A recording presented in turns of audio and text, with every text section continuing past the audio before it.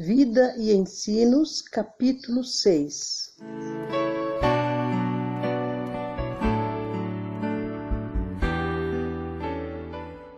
Minha primeira visão. Não muito depois da passagem do tempo, em 1844, foi-me concedida a primeira visão. Estava em Portland em visita à senhora Haynes, irmã em Cristo, uma pessoa muito próxima a mim. Nós, 5 mulheres ao todo, estávamos ajoelhadas silenciosamente no culto da família. Enquanto estávamos orando, o poder de Deus veio sobre mim como nunca o havia sentido antes. Parecia estar cercada de luz e subindo mais e mais alto da terra. Voltei-me para ver o povo do advento no mundo, mas não consegui localizá-lo, quando uma voz me disse: olhe novamente e olhe um pouco mais para cima. Então olhei mais para o alto e vi um caminho reto e estreito, colocado em um lugar elevado do mundo. O povo do advento estava nesse caminho, viajando para a cidade que estava na sua extremidade mais afastada. Esses viajantes tinham uma luz brilhante colocada por trás deles no começo do caminho, a qual um anjo me disse ser o clamor da meia-noite. Mateus 25, verso 6.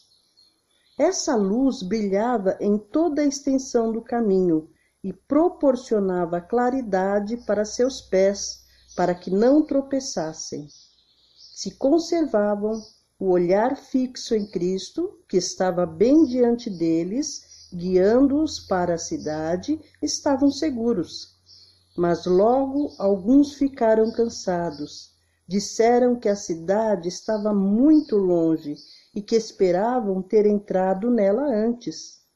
Então Jesus os animava, levantando seu glorioso braço direito, e de seu braço saía uma luz que incidia sobre o povo do advento, e eles clamavam: Aleluia! Outros, temerariamente, negavam a existência da luz atrás deles, e diziam que não havia sido Deus quem os tinha conduzido tão longe. A luz atrás deles desaparecia, deixando-lhes os pés em densa escuridão. Assim que tropeçavam e, perdendo de vista o sinal e Jesus, caíam do caminho para baixo, no mundo perverso e pecaminoso. Logo ouvimos a voz de Deus, semelhante a muitas águas, a qual nos anunciou o dia e a hora da vinda de Jesus. Os santos vivos, em número de 144.000, reconheceram e entenderam a voz, enquanto os ímpios achavam que fosse um trovão ou terremoto. Ao declarar Deus o tempo, ele derramou sobre nós o Espírito Santo, e nosso rosto brilhou com o esplendor da glória de Deus, como aconteceu com Moisés na descida do Monte Sinai. Os 144.000 estavam todos selados e perfeitamente unidos. Em sua testa estava escrito: Deus, Nova Jerusalém. E tinham uma estrela gloriosa que continha o novo nome de Jesus. Por causa de nosso estado feliz e santo, os ímpios ficaram enfurecidos e correram violentamente para nos capturar e nos colocar na prisão. Quando estendemos a mão em nome do Senhor, eles caíram indefesos ao chão.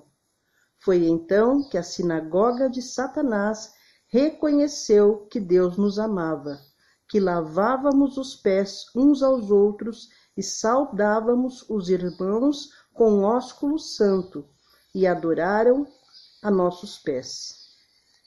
Logo nossos olhares foram direcionados ao leste, pois havia aparecido uma nuvenzinha aproximadamente do tamanho da metade da mão de um homem, o qual todos soubemos ser o sinal do Filho do Homem.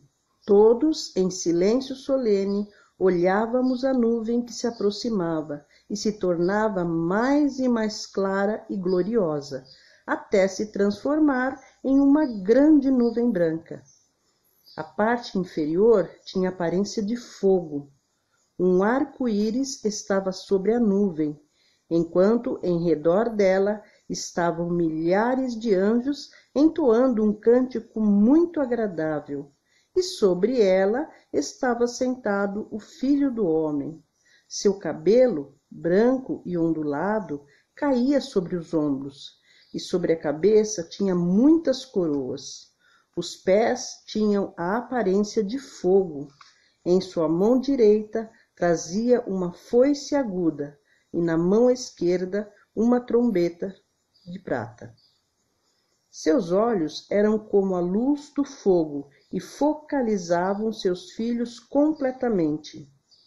Todos os rostos empalideceram, e a face daqueles a quem Deus havia rejeitado ficou em trevas. Então todos exclamamos: quem poderá estar em pé? Minhas vestes estão sem mancha? Os anjos pararam de cantar, e houve um momento de terrível silêncio, quando Jesus falou: aqueles que têm mãos limpas e coração puro serão capazes de estar em pé. Minha graça basta para vocês. Com isso, nosso rosto se iluminou e o coração se encheu de alegria. E à medida que a nuvem se aproximava da terra, os anjos tocavam mais fortemente e tornavam a cantar. A seguir, a trombeta de prata de Jesus foi tocada, enquanto ele descia sobre a nuvem, envolto em labaredas de fogo. Olhou para as sepulturas dos santos que dormiam, ergueu os olhos e as mãos ao céu e exclamou: vocês que voltaram ao pó, acordem e cantem de alegria. Isaías 26, 19. Houve um forte terremoto, as sepulturas se abriram e os mortos saíram revestidos de imortalidade. Os 144.000 clamaram aleluia quando reconheceram os amigos que deles tinham sido separados pela morte, e no mesmo instante fomos transformados e arrebatados juntamente com eles a encontrar o Senhor nos ares. 1 Tessalonicenses 4, verso 17.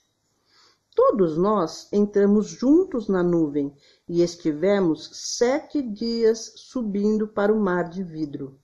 Foi quando Jesus trouxe as coroas e com sua própria mão direita as colocou sobre nossa cabeça. Deu-nos harpas de ouro e palmas de vitória. Ali, sobre o mar de vidro, os 144.000 ficaram em quadrado perfeito. Alguns deles tinham coroas muito brilhantes, outros não tanto. Algumas coroas pareciam repletas de estrelas, enquanto outras tinham poucas. Todos estavam perfeitamente satisfeitos com sua coroa e vestiam um glorioso manto branco dos ombros aos pés. Havia anjos de todos os lados em redor de nós quando caminhávamos sobre o mar de vidro em direção à porta da cidade. Jesus levantou seu forte e glorioso braço, segurou o portal de pérolas, o fez girar sobre suas dobradiças brilhantes e nos disse: vocês lavaram suas vestes em meu sangue, permaneceram firmes pela minha verdade. Entrem. Todos entramos e desfrutamos o privilégio de estar na cidade. Ali vimos a árvore da vida e o trono de Deus. Do trono saía um rio de água pura, e de cada lado do rio estava a árvore da vida. Numa margem havia um tronco da árvore e na outra margem outro, ambos de ouro puro e transparente. A princípio pensei que via duas árvores. Olhei outra vez e vi que elas se uniam em cima em uma só. Assim estava a árvore da vida em ambos os lados do rio da vida. Seus ramos curvavam-se até o lugar em que estávamos, e seu fruto era surpreendente. Tinha o aspecto de ouro misturado com prata. Todos nós ficamos debaixo da árvore e nos sentamos para contemplar a glória daquele lugar, quando os irmãos Fitch e Stockman, que tinham pregado o evangelho do reino e a quem Deus guardou na sepultura para os salvar, se achegaram e nos perguntaram o que havia acontecido enquanto estiveram dormindo. Tentamos lembrar nossas maiores provações, mas pareciam muito pequenas em comparação com o eterno peso de glória acima de toda comparação. 2 Coríntios 4, verso 17, que nos rodeava, que nada pudemos dizer-lhes, e todos exclamamos: Aleluia! É muito fácil chegar ao céu. Tocamos nossas harpas de ouro, enquanto os arcos do céu ressoavam o louvor. Depois de voltar da visão, tudo parecia mudado. Uma tristeza envolvia tudo que eu contemplava. Como este mundo parecia terrível para mim. Chorei quando me dei conta de que estava de volta e senti saudades. Eu tinha visto um mundo melhor que tirava o brilho deste aqui. Relatei essa visão aos crentes em Portland que creram plenamente provir de Deus. Todos achavam que depois do grande desapontamento de outubro, Deus havia escolhido esse meio para consolar e fortalecer o seu povo. O Espírito do Senhor acompanhou o testemunho e ficamos confortados com as solenidades referentes à eternidade. Enchia-me um temor indescritível de que tão jovem e fraca houvesse sido escolhida como um instrumento pelo qual Deus transmitiria luz a seu povo. Enquanto estava sob o poder do Senhor, eu me sentia cheia de alegria, parecendo estar rodeada de santos anjos nas cortes gloriosas do céu, onde tudo é paz e contentamento. Despertar foi uma mudança triste e amarga para as realidades da vida mortal.